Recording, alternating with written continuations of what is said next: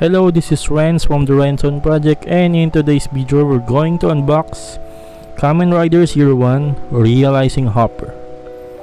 So recently I'm into Kamen Rider stuff. Then I bought this one from X-Play Collectibles from Shopee. So there are some brand logos and stickers, Tamashii Nation. So apparently the box was damaged due to courier's fault, I think. So this suit or figure is almost the same with the base form of the protagonist, Kamen Rider Zero One, but there are some changes on the paint application. So let's take a closer look on this figure. After years of complex design across the Heisei era, Zero One has a back to basics approach but modernized grasshopper motif. Zero One has a slim body figure with an impressive combination of textured black undersuit and vibrant yellow armor parts. The difference from the Rising Hopper version is the paint application.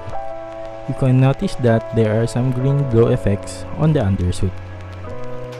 Overall, the details of the figure looks great. It looks exactly the same in the show's final episode where he fights Horobi. Now let's check the articulation. Head can move down this much. It can go up and go side to side, rotate. It has a great articulation. Shoulders can move up to this. Shoulder pad is in a different section, so you have to move this first.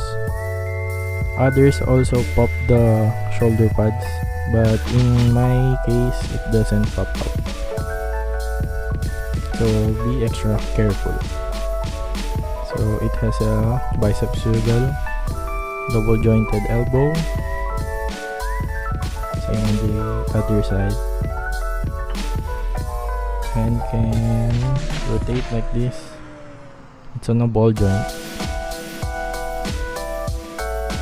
but there are some hindrances from his wrist. So for the torso, it cannot go forward that much, but for backwards, it has a great articulation. It could also go side to side.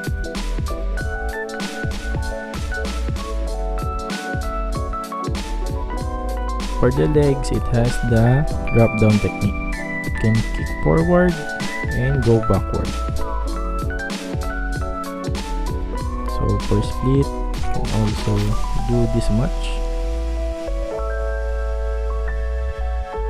There's also a thigh swivel.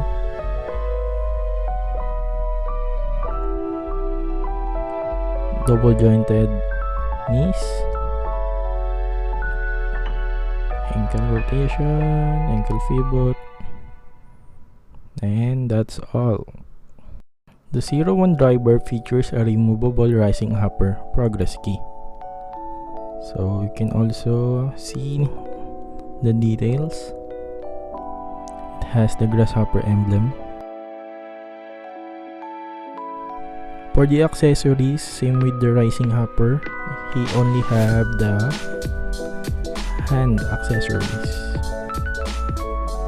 but in this version he also have the grasshopper base but no stand. So here's the look of the base. It looks premium but it has no stand. Luckily I have an extra stand, and you can put Zero One here.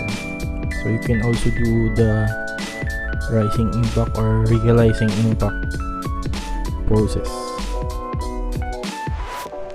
For size comparison, here's Dead Heat, my first Kamen Rider, one day ahead of this Zero One.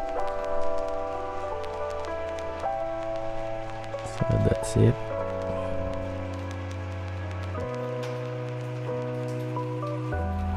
Combining excellent sculpt, good range of articulation, and impressive coloring, this Zero One version doesn't disappoint. since I miss out buying the regular and I want to get a Zero One ASAP for the price of 60 USD. I believe somehow it's a good deal. That's it for this video. Hope you leave a like and comment and show your support. Thank you.